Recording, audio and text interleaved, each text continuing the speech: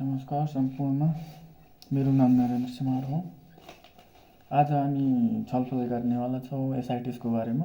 यो मात्र जनरल नलेजको लागि हो। एसआइटिस भनेको चाहिँ के हुन्छ भनेको एसआइटिस नर्मली बुझ्दाखेरि हाम्रो पेटमा धेरै मात्रामा एक्सेसिभ मात्रामा फ्लुइड जम्मा हुनुलाई नै एसआइटिस भनिन्छ। Excessive collection of fluid in peritoneal cavity that is called ascites। यसको मेन चाहिँ कज के हुन सक्छ, कज यसको बारेमा के छलफल गरौँ। नर्मली बुझ्नको लागि एचपिएल अनि एचपिसी एउटा चाहिँ हार्ट फेलियर हुन सक्छ। हार्ट फेलियर, पोर्टल हाइपरटेन्सन यानी एसटिएन, पोर्टल हाइपरटेन्सन हुन सक्छ। लिभर सिरोसिस हुन सक्छ। त्यसपछि हाम्रो हाइपोएल्बुमिनिया हुन सक्छ। हाइपोएल्ब्युमिनेमिया हुन पायो। त्यसपछि पेरिटोनियल टिबी हुन पायो। पेरिटोनियल टिबी अनि क्यान्सर। मेनली यी 3-4 कारणले गर्दा हामीलाई एसआइटिस हुन्छ। यसको सिम्पटमहरू के हुन सक्छ, जस्तै सिम्पटममा अब बुझ्नको लागि यतिकै डक्टर स्ल्याप। डीबाट हुन्छ डिस्टेन्डेड एब्डोमेन।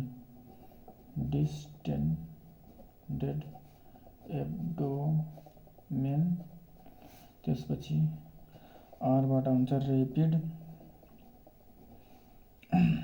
Weight gain. त्यसपछि यसबाट हुन्छ सर्टनेस अफ ब्रेथ।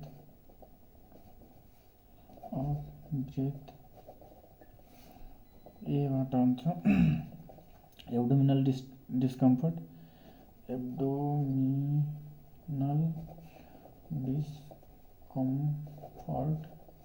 त्यसपछि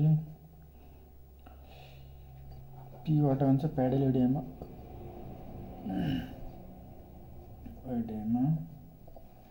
अनि अब यसको चाहिँ अब डायग्नोसिस गर्नको लागि के गर्नुपर्छ, एटिपी नर्मली बुझ्ने, जस्तै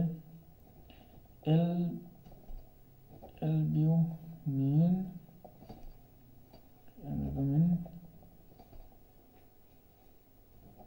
ग्रेडियन्ट, जसभित्र पर्छ SAAG स्याग। अनि त्यसपछि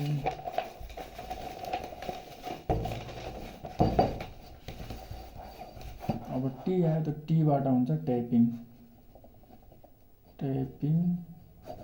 जसलाई प्यारासिन्टेसिस पनि भनिन्छ। प्यारासिन्टेसिस। पीबाट हुन्छ फिजिकल साइन, जस्तै सिफ्टिङ, डलनेस। अनि त्यसपछि हुन्छ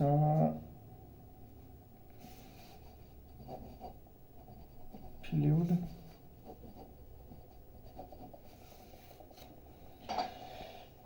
थ्रिल।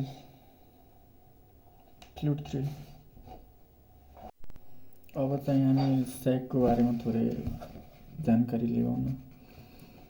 SAAG स्याग भनेको के हुन्छ, सेरम, एसाइटिस, एल्ब्युमिन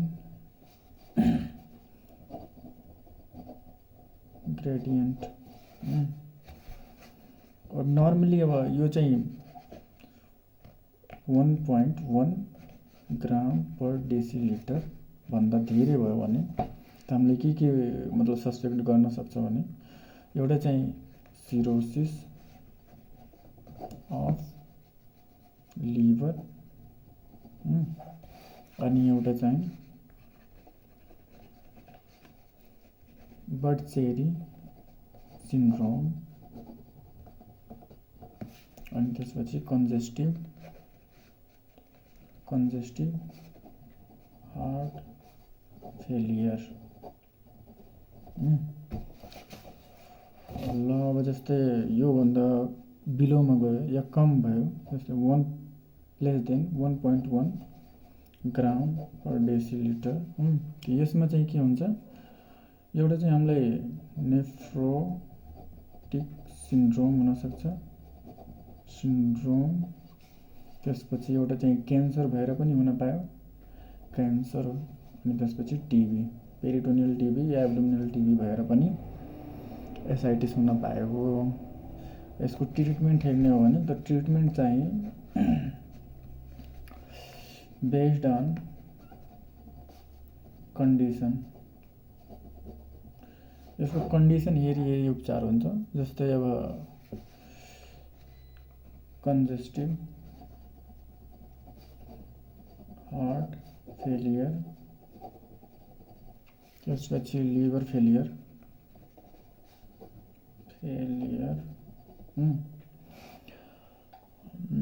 यी अवस्थामा चाहिँ अब एउटा सामान्य किसिमको ट्रिटमेन्ट हुन्छ। जस्तै अब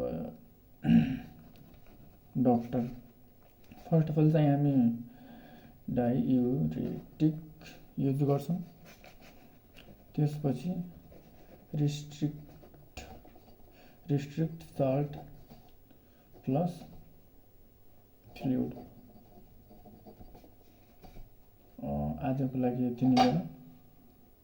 आई होप यो जानकारी चाहिँ अवश्य सहयोग गर्छ होला हजुरहरूलाई।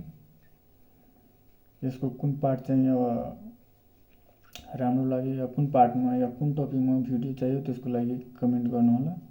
हस् त, धन्यवाद।